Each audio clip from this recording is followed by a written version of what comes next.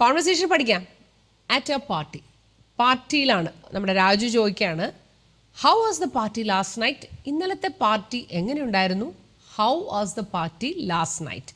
ഇന്നലെ രാത്രിയിലെ പാർട്ടി എങ്ങനെയുണ്ടായിരുന്നു? ഇപ്പോൾ രവി, ഇറ്റ് വാസ് ഫൺ, അത് നല്ല രസമായിരുന്നു.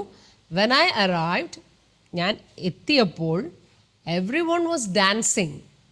വെൻ ഐ അറൈവ്ഡ്, ഞാൻ അവിടെ എത്തിയപ്പോൾ എല്ലാവരും ഡാൻസ് ചെയ്യായിരുന്നു.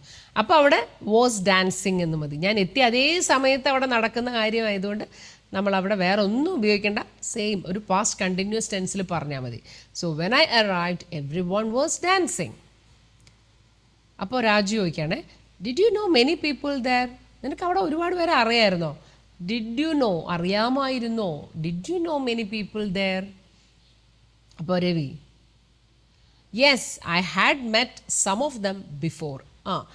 അറിയായിരുന്നു. അതെങ്ങനെയാണ്? അപ്പോൾ അവിടെ ഇന്നലെ ചെന്നപ്പോൾ അവിടെ കണ്ട കുറേ പേരെ അതിനു മുമ്പേ മീറ്റ് ചെയ്ത് പരിചയമുണ്ട്. അപ്പോൾ അതുകൊണ്ടാണ് അങ്ങനെ പറയുന്നത്. അതുകൊണ്ടാണ് അവിടെ പാസ്റ്റ് പെർഫെക്റ്റ് വന്നിരിക്കുന്നത്. Yes I had met some of them before. അതിനു മുൻപേ അവരിൽ കുറച്ച് പേരെ ഞാൻ കണ്ടിട്ടുണ്ട്. അപ്പോൾ രാജു ചോദിക്കണം, വാട്ട് അബൌട്ട് ദ ഹോസ്റ്റ്? ആരാണ് ഈ ഹോസ്റ്റ്? പാർട്ടി നടത്തുന്ന ആൾ. അപ്പോൾ അവരെങ്ങനെയായിരുന്നു? പാർട്ടി നടത്തിയവരെങ്ങനെയായിരുന്നു? What about the host? She had prepared everything quite well. അവൾ എല്ലാം വളരെ നല്ല രീതിയിൽ തന്നെ പ്രിപ്പയർ ചെയ്തിട്ടുണ്ടായിരുന്നു.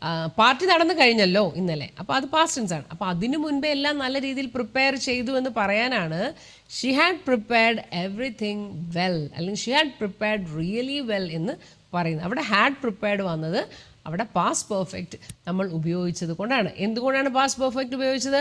പാർട്ടിക്ക് മുൻപേ നടന്ന പ്രിപ്പറേഷൻസ് ആയതുകൊണ്ട് അത് നമ്മൾ എന്ത് ചെയ്യണം?